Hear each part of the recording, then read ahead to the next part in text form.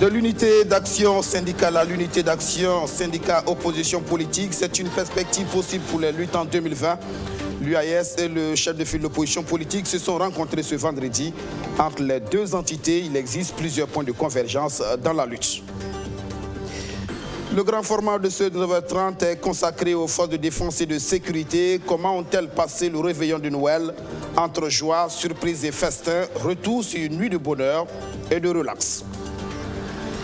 La grogne au sein de la diaspora burkinabé des États-Unis à l'origine n'a fait de décoration. Le nombre et le choix des élus suscitent de l'indignation et des menaces de boycott.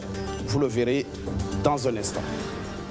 Voici pour le sommet de ce 9h30. Bonsoir et bienvenue à tous. Cette interrogation pour commencer. Allons-nous vers une alliance entre l'opposition politique et l'UAS, l'unité d'action syndicale? Rien n'est formel pour l'instant, mais les points de convergence entre les deux entités sont multiples.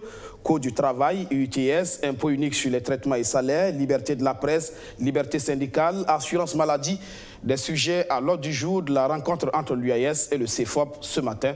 Plus de précisions avec Abdourazak Traoré.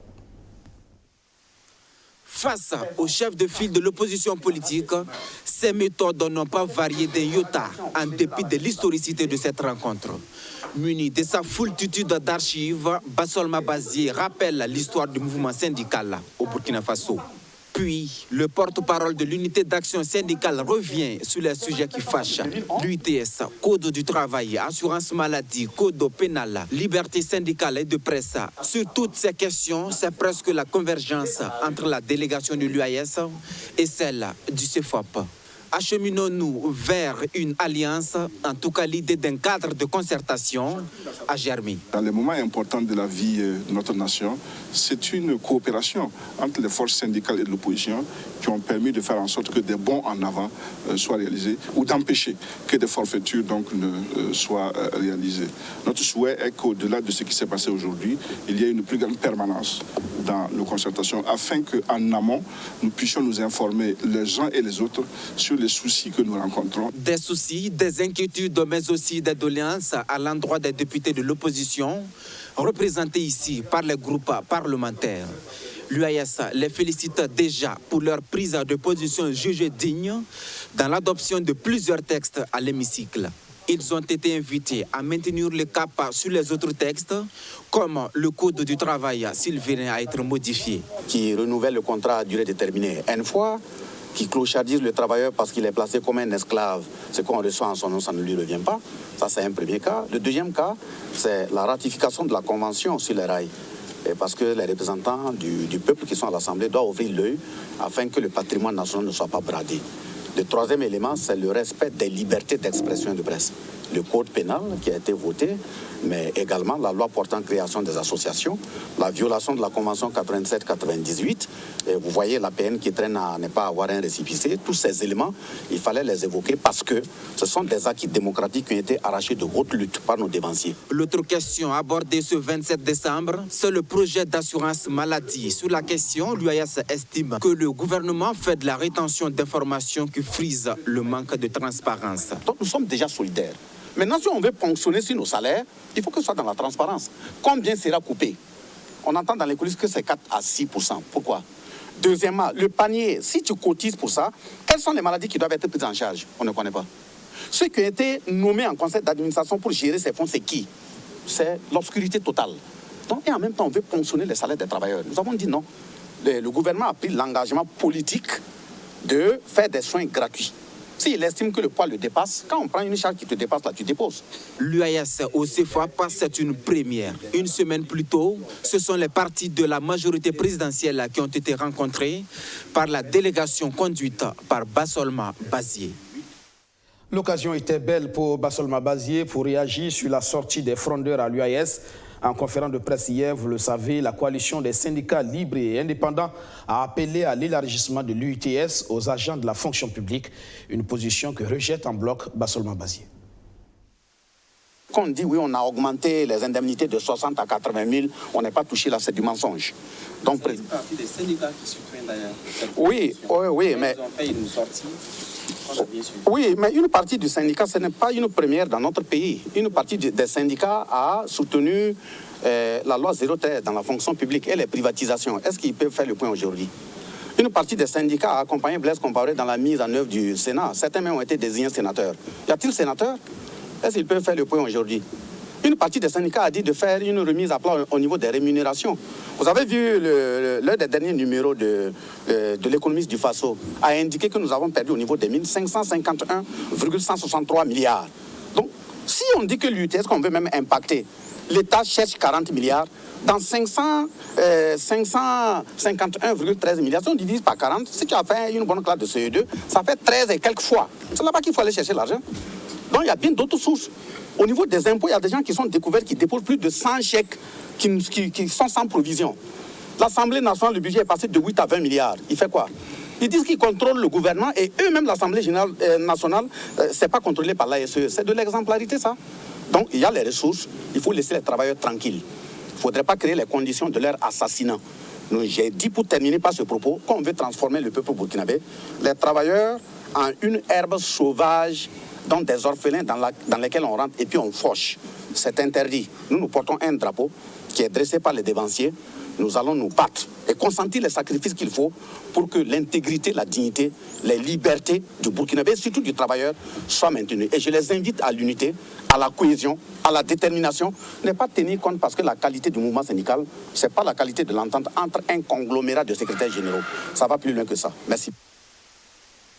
Le ton de 2020 est donc lancé. C'est un fait inhabituel. Et lorsque l'effet surprise s'y ajoute, l'émotion et la joie sont grandes chez les soldats au front de la lutte contre le terrorisme. Les soldats du détachement militaire de Gaïri dans la région de l'Est ont passé un réveillon spécial de Noël. Le chef d'état-major général des armées était à leur côté dans la nuit du 24 au 25 décembre. Une visite surprise pour renforcer le moral des hommes qui risquent leur vie pour sauver le pays du terrorisme. Dans la fraîcheur de la nuit, la nativité avec les hommes au front, c'est un reportage signé Roméo Kueta. Il est environ 15 h ce 24 décembre lorsque l'aéronef du chef d'état-major général des armées et ses collaborateurs quitte Ouagadougou, direction Gaïri, dans l'est du pays. À l'intérieur de l'hélico, tout se passe bien. L'ambiance est bonne enfant. La mission se veut inopinée. Seuls les commandants de la troupe sur le terrain sont mis au courant. C'est un devoir pour moi d'aller sur le terrain pendant les fêtes pour passer ces fêtes-là avec eux, leur faire comprendre que où que je sois, je suis avec eux, mais je voulais que durant cette fête-là, être physiquement avec eux, les encourager pour tout ce qu'ils endurent. Environ 1h30 de vol et nous sommes à Gaïri. Moïse Minougou est reçu par le lieutenant Ramdé Juldas, commandant de la troupe. C'est la toute première fois que certains soldats le rencontrent physiquement. La nuit tombe peu à peu sur le camp et les choses sérieuses peuvent débuter. Pour le réveillon, pas de nourriture apportée de Ouagadougou. La cuisine est concoctée par les soldats. Au menu, des pâtes et du poulet. Le sergent Sylvie Yaro à la manœuvre. Et là, c'est quoi vous préparez là? Je suis en train de préparer du spaghetti. Spaghetti avec du poulet. Mais Sylvie n'est pas cuisinière ici. Elle commande plutôt des hommes sur le terrain. Je suis chef de groupe et je sors sur le terrain avec mes hommes. Et souvent, j'aide le chef cuisinier en apportant ma touche de femme. C'est notre manière de fêter le réveillon. Voici le cordon bleu. Son second, quant à lui, atteste du bon dosage des bouillons. On le surnomme le goûteur. Et il y a le goûteur qui est là. Oui, non. Le goûteur, vous voyez, le sel là, c'est comment? C'est là. On va envoyer le truc là. Vous pouvez le pardon, mange bien. Ah, si c'est mauvais là, c'est foutu. Mais c'est cool là, c'est un problème. C'est un jour spécial pour ces soldats. Un moment de répit, de décompression. Naturellement, l'ambiance est détendue.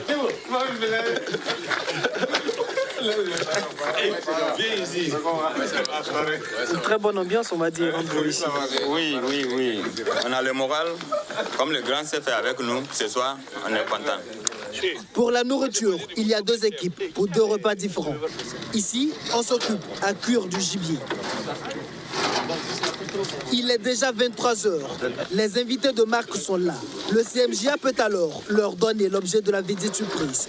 Pour moi, c'est un symbole. Je ne peux pas combattre avec vous. Mais je me suis dit, ce soir, être là avec vous, avec vos différents chefs, je ne vous présente pas de CEMAT. Vous le connaissez, même si vous n'êtes pas de l'armée de terre, vous connaissez quand même le CEMAT. Il s'agit également de remonter le moral, non seulement des soldats au front, mais aussi montrer à leurs familles qu'ils n'ont plus revu depuis 6 mois, qu'ils ne sont pas seuls. Le geste est salué à sa juste valeur. Sincèrement, si on est sur le terrain et nos chefs viennent nous rendre visite, ça nous donne le moral, le courage de combattre. En tout cas, nous leur assurons que nous allons continuer à assurer la sécurité. Donc il n'y a pas à s'inquiéter. Nous allons continuer à faire tout pour renverser la situation. Quant à leurs préoccupations, Moïse Minougou dit les connaître par cœur. Il rassure que tout sera mis en œuvre pour leur permettre d'accomplir sereinement leur mission. Passé ce moment de vérité entre chef et subordonné, la fête peut alors débuter.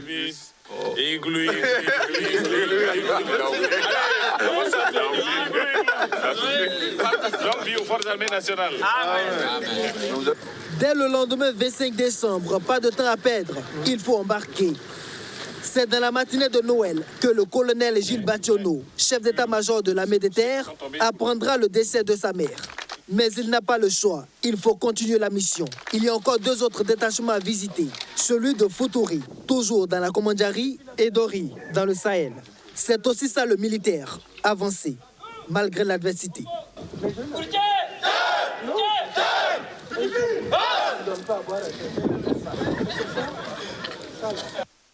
Pour ces hommes qui travaillent sur le terrain pour assurer la sécurité des Burkinabés. Au sein de la diaspora burkinabé des États-Unis, c'est une affaire de décoration qui fait grincer des dents.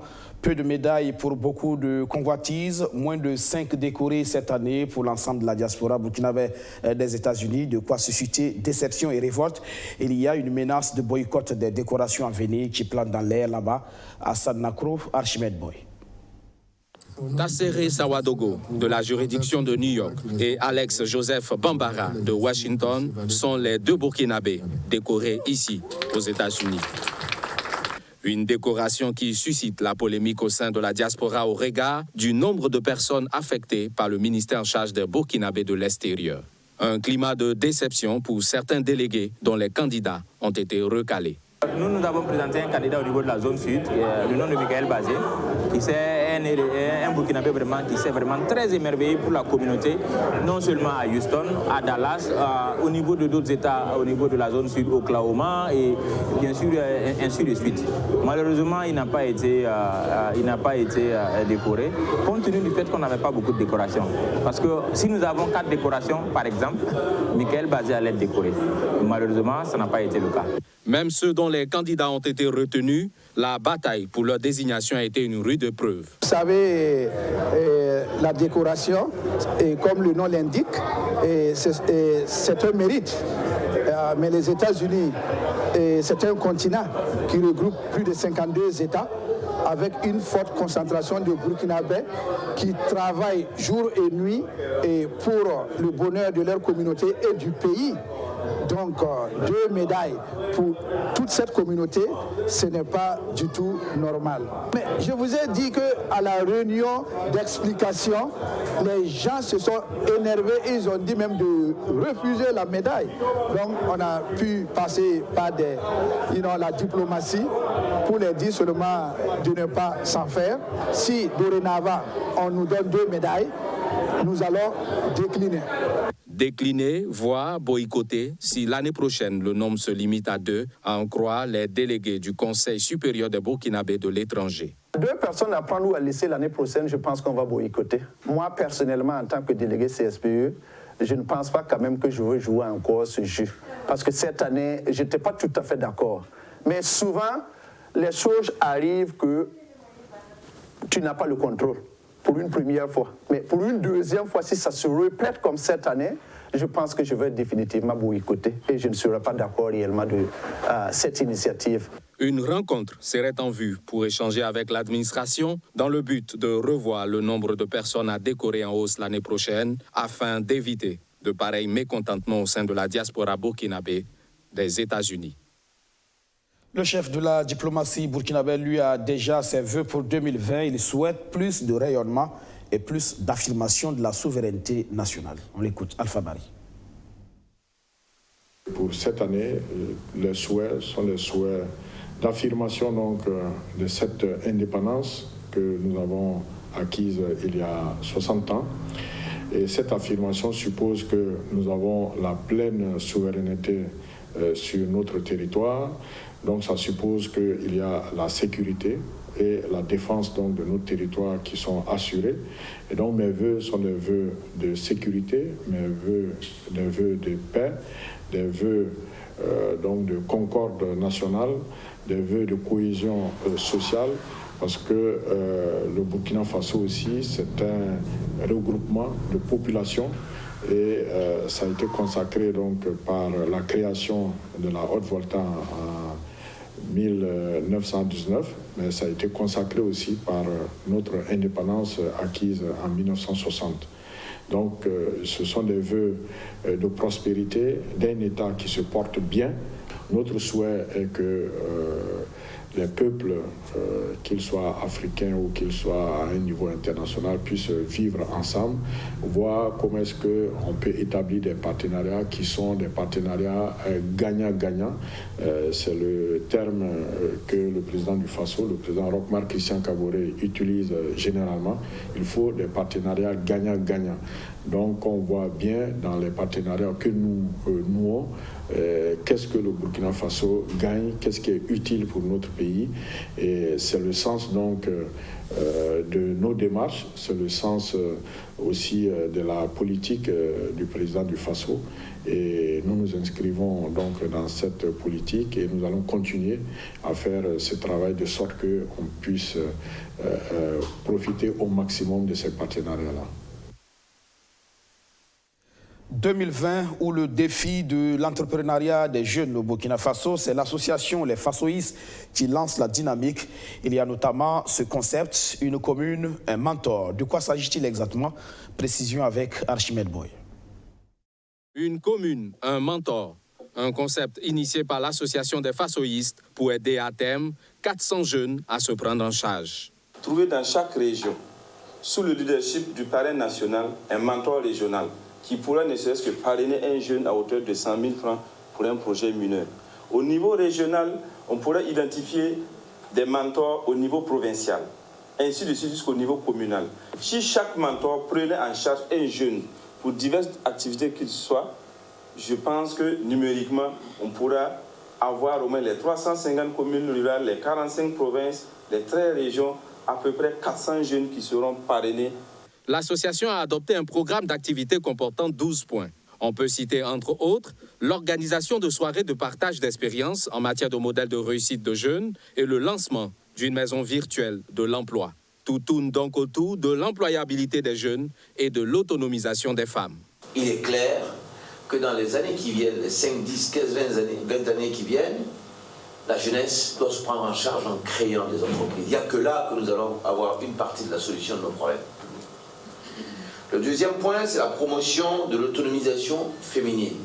Lorsque les femmes auront accès au diplôme, c'est-à-dire en ayant une formation beaucoup plus adéquate, et sortiront du ménage dans la famille, la société ira mieux. Pour deux raisons. Tout le monde sait que l'éducation des enfants et le suivi scolaire des enfants incarnent aux femmes à pratiquement près de 70%. À partir du moment où les femmes sont autonomisées et savent payer la scolarité de ses enfants, parce que souvent c'est des familles monoparentales, c'est souvent des gens qui vivent seuls avec leurs enfants, l'autonomisation féminine est nécessaire pour le développement. L'association Les Fasoïstes a fait sa première apparition publique le 6 avril dernier à Ouagadougou. Elle vise, entre autres, la promotion du développement durable, la veille citoyenne, la bonne gouvernance et mène des actions en lien avec le changement climatique. C'est une promesse du président du Faso Zéro, corvée d'eau, centre-ouest, Bokol-Dimoun, au bassin, Qu'en est-il de cet engagement? Élément de réponse dans ce sujet d'Alexis Belemnaba. L'objectif zéro corvée d'eau annoncé par le chef de l'État dans son programme quinquennal pourrait être une réalité. Dans le centre-ouest, en passant par la boucle du Mouhoun et les hauts-bassins, le programme eau et assainissement avance. Dans la commune de Sabou à Godé, c'est une adduction d'eau potable simplifiée d'une capacité de 50 mètres cubes par heure avec 4 bornes fontaines, 10 branchements alimentés par des sources d'énergie hybride qui a été réalisée au profit de la population. L'objectif zéro corvée d'eau, c'était d'abord arriver à ce que chaque village ait un point d'eau. Parce qu'avant, vous pouvez arriver dans un village où il n'y a aucun point d'eau. Et au niveau du village, ils sont obligés d'aller au niveau des puits. Mais depuis 2017, tous nos villages ont été équipés de forages. Donc aujourd'hui, au centre-ouest, on a 0 village sans point d'eau. Donc ça, c'est déjà un résultat positif. Maintenant, aujourd'hui, l'objectif zéro, c'est vraiment, comme on le dit, rapprocher l'eau des populations. Mais ça ne veut pas forcément dire que chaque individu ait un forage, surtout en milieu rural. Voilà, donc aujourd'hui, on pense qu'avec le taux d'accès de 70,2%, c'est assez satisfaisant. Mais il y a encore des efforts à faire. Il y a encore des efforts à faire parce que il y a encore des quartiers. Aujourd'hui, on a pu mettre fin à la question de villages sans forage, mais aujourd'hui, on a encore des quartiers qui n'ont pas de forage. Les populations bénéficiaires apprécient un changement qualitatif de l'hygiène et de santé dans leur vie quotidienne. La présence du robinet à l'école est très nécessaire pour nous parce que, premièrement, ça nous permet d'avoir l'eau potable pour boire. Là, qui dit l'eau potable parle de santé. Donc, naturellement, ça nous évite beaucoup de maladies. Non, beaucoup de choses ont changé. Parce que maintenant, là, on n'a pas de problème d'eau, en tout cas. La qualité est bonne. Seulement, c'est les prix un peu qui nous dérangent. Sinon, il n'y a pas de problème. L'eau, là, est bonne, il n'y a pas de problème. Et puis, c'est comme le monsieur a dit, Konaté a dit, on voulait que vous nous ajoutiez aussi les robinets. Côté assainissement, dans la boucle du Mouhoun, le taux d'accès est passé de 5% en 2010 à plus de 18% en 2018. L'objectif au départ, c'était de réaliser 5000 latrines pour la région de la boucle du Mouhoun. Et lors de la cérémonie officielle, il y a 5238 souscriptions qui ont été effectivement recueillies. Mais étant donné que les souscriptions se poursuivent toujours, les leaders, c'est-à-dire les fils et filles de la région, là, se sont engagés à porter ce chiffre-là à 10 000 latrines. Les résultats sont satisfaisants, je le dirais, parce que je vais m'appuyer sur certains chiffres. Il y a une situation de référence qui avait été faite en 2010. Et le taux d'accès à l'assainissement dans la région de la boucle du Mouhoun était de 5%, il me semble. Mais actuellement, de 2010 à 2018, on est à 18%. Donc, vous voyez un peu l'écart qu'on a eu. Ça dit qu'il y a un travail qui est fait derrière. Et de plus en plus, les gens sont en train de prendre conscience de la nécessité de se réaliser des latrines dans chaque ménage. Dans la boucle du Mouhoun, le taux d'accès à l'eau potable est d'environ 90% en 2018. Toutes ces régions ont bénéficié d'adductions en eau potable simplifiées et de pompes réalisées par le gouvernement, mais aussi avec l'appui d'ONG au profit des populations qui varient entre 3 000 et 5 000 habitants. Elles ont également bénéficié de locaux techniques, de bureaux, de magasins, de latrines VIP clôturées. Un des problèmes les plus récurrents rencontrés par les populations bénéficiaires est le coût du mètre cube d'eau estimé à 500 francs CFA. Un coût relativement élevé pour les familles à revenus très modestes de ces localités. Lors de l'évaluation du schéma directeur de la statistique, il y a pas mal d'acquis selon les acteurs. Il y a notamment le 5e recensement général de la population et de l'habitation. Des défis, il en reste. Sandrine Zougouri. Après 3 ans de mise en œuvre du schéma directeur de la statistique, les acteurs intervenant dans ce domaine marquent une pause pour procéder à une évaluation. Et comme acquis, cet outil de planification du système statistique a permis de tenir cette année, entre autres, le recensement général de la population et de l'habitation. À cela s'ajoutent d'autres activités dont le taux d'exécution tourne autour de 67 à 75%. Les grandes enquêtes qui sont réalisées, comme les enquêtes sur les conditions de vie des ménages, qu'on a réalisées en 2014 et également en 2018. Il y a également un certain nombre, la préparation du recensement général de la population et de l'habitation a pu tenir. Vous avez des enquêtes également sur le secteur informel et l'emploi. Vous avez d'autres enquêtes qui sont réalisées comme l'enquête permanente et sur l'agriculture. Vous avez d'autres dans tous les secteurs des activités qui sont réalisées. Vous avez également une multiplication de la production statistique courante, notamment au niveau des annuaires statistiques. Nous avons constaté donc que tous les secteurs, tous les ministères presque disposent actuellement d'annuaires statistiques. Résultats satisfaisants au niveau de l'INSD. Cependant, les difficultés ne sont pas à ignorer car selon le Conseil national de la statistique, le système statistique national produit actuellement une quantité insuffisante de statistiques désagrégées. C'est pourquoi nous devons impérativement renforcer notre système statistique national afin de pallier cette insuffisance des données désagrégées. Aussi, l'urgence nous impose d'améliorer les dispositifs de collecte des données administratives pour produire des statistiques en temps réel sur les déplacés internes et externes du fait de la crise sécuritaire que connaît notre pays. Une fois ce système bien renforcé, les statistiques seront non seulement fiables, mais vont permettre également d'assurer une meilleure prise en charge des 500 000 déplacés. Pouvoir savoir où sont les populations déplacées, d'où elles sont parties, et qui sont ces populations, combien d'enfants, combien de femmes, et combien de personnes handicapées, combien de personnes âgées, pour pouvoir donc orienter les mesures du gouvernement donc vis-à-vis de ces populations-là. Et souvent ces statistiques manquent et beaucoup d'approximations sont utilisées et parfois donc sur le terrain on a des difficultés à pouvoir donc prendre des actions appropriées. Donc c'est important de pouvoir disposer assez rapidement des données assez fiables sur ces populations-là pour permettre aux autorités, pour permettre aux partenaires de pouvoir accompagner donc ces populations qui ont besoin d'aide. Cette deuxième session ordinaire de l'année 2019 du Conseil national de la statistique a été couplée à la célébration de la Journée africaine de la statistique. Célébrée chaque 18 décembre, elle est marquée en différé ce 27 décembre au Burkina Faso sous le thème « Tout le monde compte » des statistiques de qualité pour une meilleure gestion des déplacés forcés en Afrique. C'est la fin de cette session d'information. Merci de l'avoir suivi. Toutes nos excuses pour la qualité de la voix. Excellente soirée sur la chaîne Au Cœur du Défi. Bonsoir.